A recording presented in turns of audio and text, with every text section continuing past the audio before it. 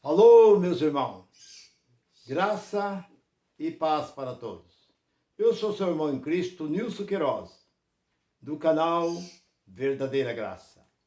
E eu tenho uma palavra, eu gostaria que você me ouvisse, talvez você que nunca me ouviu, me assistiu, você ficasse um pouco para você entender o significado desta palavra. Por que temos que jejuar? É um mandamento? É uma ordenança? Da onde procedeu? Da onde veio isso? É de Deus? Deus quem nos mandou nós jejuar? Ou são os homens? Essa ordem, esse procedimento, esse mandamento, essa doutrina procede do homem? Jejuar? Ficar sem comer? Aparece lá o bonitão, o chefão, sobe lá na tribuna e diz assim: igreja, eu estou com um propósito com Deus. Eu quero saber aqui quem é que vai entrar nesse propósito comigo. Eu fiz um propósito com Deus de ficar 7 dias sem comer. Somente alimentar uma vez por dia. Quem é que vai entrar nesse propósito comigo? Levanta a mão. 1, 2, 3, tal, até mais. Eu queria que toda a igreja entrasse comigo nesse propósito. Você vai ver o que Deus vai fazer na sua vida. Deus vai fazer tudo que você quiser. Você pode fazer seu pedido. Porque eu já fiz o meu pedido. 7 dias de propósito com Deus. Então eu gostaria que você fizesse. Aí um povo, por falta de conhecimento, aparece lá 15, 20, 30, 40, 50 pessoas passando fome, em tempo de ficar doente. A pessoa é acostumada, às vezes, até 4, 5 refeições durante o dia, café da manhã, almoço, café da tarde, às 2, 3 horas da tarde, janta, e no deitar, muitas vezes, antes de deitar, uma bolacha com leite, com chá. E ele diz, somente uma alimentação leve ao dia. 7 dias. Você vai ver o que Deus vai fazer na sua vida. Você faz aqueles 7 dias. Não acontece nada. Por que não acontece nada? Porque isso não existe. Isso é uma mentira, uma enganação que criaram. Eles querem ser muito mais santo do que o próprio Senhor. Se Jesus diz não, por que eles dizem sim? Se Deus disse não, por que eles dizem sim? Olha para o capítulo 58 de Isaías. Leia ali, desde o versículo 3 em diante. O que Deus fala sobre o jejum? Deus fala contra completamente esse tal de jejum. Vocês estão passando fome, fazendo por conta de vocês. O jejum que eu quero é amor ao próximo. É dar o que comer para quem tem fome. É hospedar os que estão desamparados. É ajudar quem precisa. Esse é o jejum que eu quero, exijo de vocês. Não é ficar sem comer.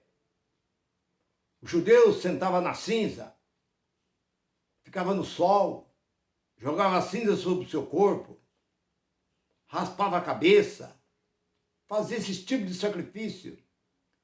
E Jesus disse no capítulo 12, versículo 7 de Mateus, misericórdia eu quero e não sacrifício. Samuel disse ao rei Saul, no capítulo 15, 22 de 1 Samuel, Deus tem prazer em quê? Em sacrifício? Deus tem prazer em obediência, não em sacrifício. E nós olhamos para Jesus, quando ali no capítulo 2 de Marcos, São Marcos, e o versículo ali 17, 18, 19, 20, perguntaram, mestre, por que jejua os discípulos de João, os judeus, os discípulos de João jejuam e no jejum seus discípulos? Qual foi a resposta dele? Eles não podem jejuar. Porque o noivo está com eles. Se o noivo está com eles, eles não precisam jejuar. Eles não podem, não é que ele não precisa, eles não podem jejuar. E quem era Jesus? Era um qualquer? Hoje, vocês, aí, assembleianos, congregação, esses movimentos aí, estão querendo ser muito mais santo do que o próprio Senhor. Jesus nunca teve problema com aqueles que não eram religiosos. Os maiores problemas que Jesus teve foi com o chefe, os grandão, os capitão, os grandes do templo, sacerdotes, sumos sacerdotes, os anciões, chefe do povo. Foi com esse que Jesus teve o problema. E quem era Jesus? Jesus era o verdadeiro Deus. O que diz lá em Isaías capítulo 9, versículo 6? Um filho nos deu, e o principado estava sobre os seus ombros. E o seu nome será maravilhoso, conselheiro, Deus forte, Pai da eternidade e príncipe da paz. Então Jesus era o Deus forte.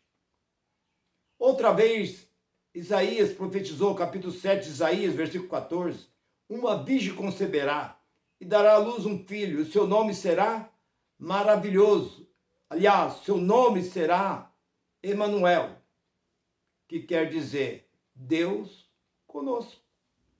E João, outra vez, o apóstolo João, no capítulo 5, versículo 20, 21, ele diz, Jesus é o verdadeiro Deus e a vida eterna. Agora, quem são vocês para querer passar a carroça diante dos bois?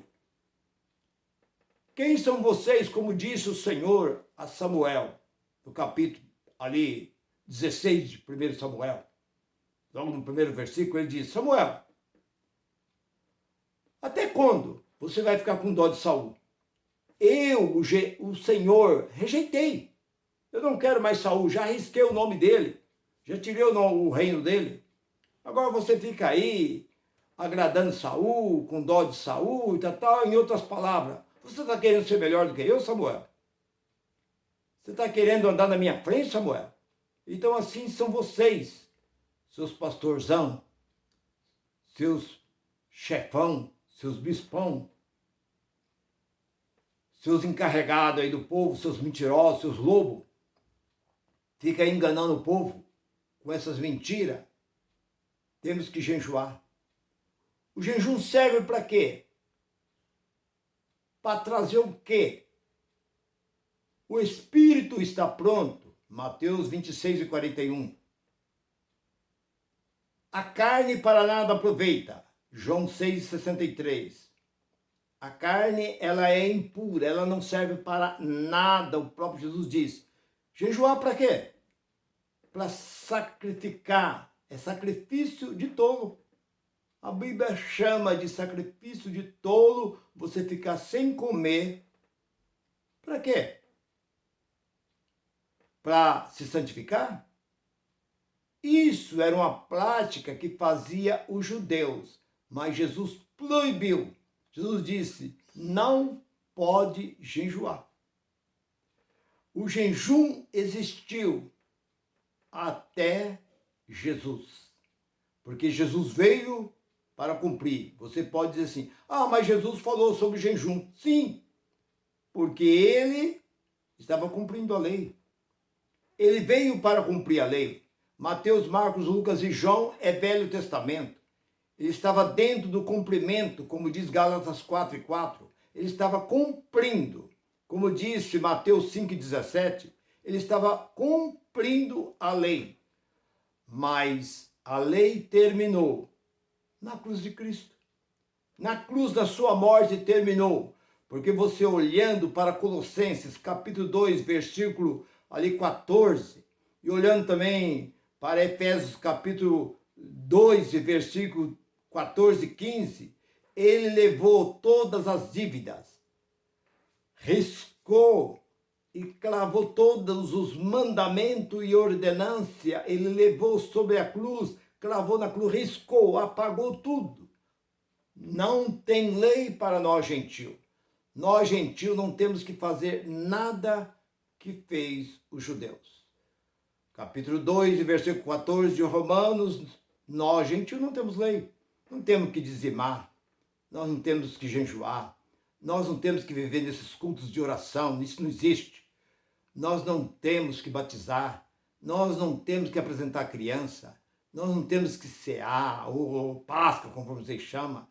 Nós não temos que sair fazendo esses movimentos aí, vigília, conforme vocês fazem. Porque Jesus foi bem claro, quando orai, entra no seu quarto, fecha a tua porta. Não existe esse movimento de oração. Onde nasceu esse movimento de oração? Nem vocês que são assembleianos da congregação não sabem de onde nasceu isso. Isso nasceu em Recife, num bairro chamado Casa Verde. Em 1947 nasceu esse movimento, Círculo de Oração. Até então, eles não tinham esse movimento. Então, você que é assembleiano, você que é de congregação, você que é de quadrangular, Brasil para Cristo, seja de qual denominação que você nem sabe por que você faz isso. O seu líder lá, o seu chefe lá fala, não, nós temos culto de oração. Quem tinha essas reuniões de oração eram os judeus. Participava o horário, conforme Pedro e João, no capítulo 3 de Atos, eles iam para o templo, chamada Formosa, às 3 horas da tarde. Era a reunião de oração deles. Então, eles existiam. Mas aonde Jesus chamou os discípulos para orar? Jesus nunca chamou os discípulos para orar. Não, mas ali Jesus disse que... Não, Jesus levou os discípulos para vigiar.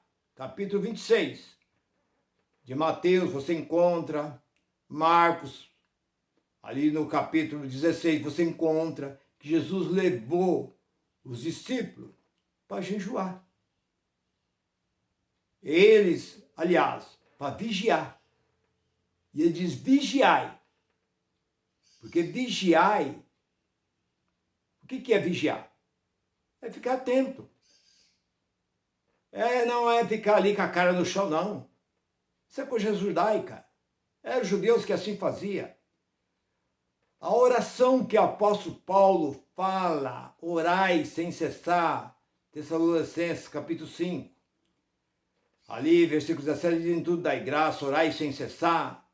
O que ele está dizendo, orar sem cessar? É dar graça a Deus em tudo. Você agradece a Deus pelo levantar, pelo comer, pelo beber, em tudo. Essa é a oração que você faz. Deus, se você orar bem, se você não orar, não faz diferença nenhuma para Deus. Deus não é carente da sua oração, nem do seu jejum, da sua súplica. Deus não carece de nada. Ele é suficiente em tudo. Atos capítulo 5, aliás, capítulo 17, versículo 25. Ele é suficiente, autossuficiente em tudo. Se você orar bem, se você não orar muito bem, se você adorar Ele bem, se você não adorar, não faz diferença nenhuma para Deus. Porque Ele não é carente de nada. Ele tem tudo. Ele não precisa do seu dinheiro, que é uma grande mentira. Ele não precisa da sua evangelização. Porque é Ele diz lá no capítulo 15, versículo 16 de João, sou eu que vos escolho, sou eu que vos chamo, foi eu que vos escolhi. Não é vocês que me escolhem, é eu quem escolhe vocês. Aceitar, Jesus não aceita aceitar. Como aceitar? Jesus é algum objeto para ser aceitado? Nós não temos que fazer essas práticas erradas que vocês ensinam. Então você, meu irmão, minha irmã, que está me ouvindo nesse momento, saiba que você está ouvindo uma pessoa experiente, que sabe do que está falando. 43 anos não é 43 dias. Eu sei tudo do que passa lá dentro. Eu comecei em 77, mas eu já tinha conhecimento, mas eu pensava que esse povo era um povo santo, que esse povo era um povo puro, que esse povo era um povo diferente, que esse povo era um povo que ia me trazer paz, me trazer alegria, me trazer tranquilidade, me trazer algo para a minha vida. Mas, entanto, logo quando eu iniciei, no primeiro dia, eles fizeram a mesma coisa que eu vi no centro espírita, quando eu era pequeno, que minha mãe levava, eu vi lá dentro desse movimento chamado Pentecostais. Esse movimento Igreja Pentecostal, eu vi a mesma prática de fotografia, peça de roupa, de água, dessas coisas, a mesma coisa que tinha lá dentro. E colocando a mão na cabeça, benzendo as pessoas, eu vi. Eu saí de lá um pouco, meio assim, né, desacreditado. Não, irmão, agora é assim, porque é assim que Deus opera, mas no centro espírita faz a mesma coisa. Qual a diferença que tem um centro espírita, ou um terreiro de macumba, qualquer, e essa chamada igreja? É tudo a mesma coisa. É farinha do mesmo saco. É tudo religião. Ou vocês acham que vocês são mais santos do que eles? Vocês acham que vocês são mais importantes do que eles? Então, você que está me ouvindo, não crê nessas coisas. Fuja deste lugar em que você está, chamado igreja. Deixa de ir neste lugar. Deixa de ouvir esses pregadores na televisão, no rádio. Deixa de ler o livro desses homens e passa a crer somente naquele que morreu na cruz pelo pecado dos judeus, mas ao terceiro dia ele ressuscitou e hoje ele está em nós como Cristo ressuscitado. Não Jesus de Nazaré, que Jesus de Nazaré não existe mais. É Cristo ressuscitado que está em nossa vida. Se Cristo está em vós, vós são nova criatura. Fique com esta palavra e a graça de Cristo reine e permanece sobre a vossa vida. Graça e paz para todos. Tchau, até breve.